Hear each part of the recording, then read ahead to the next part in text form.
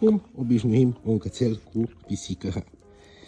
Păi, în primul rând, trebuie să avem o pisică cu minte, o pisică care nu atacă căței sau care nu fuge, pentru că în momentul în care o pisică fuge, se activează instinctul de vânătoare al câinelui.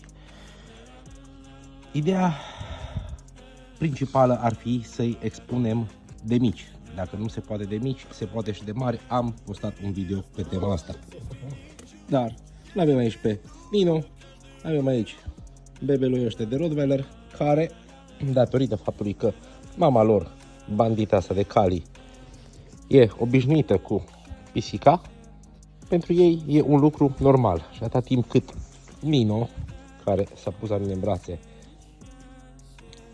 vine relaxat, pentru căței e totul în regulă.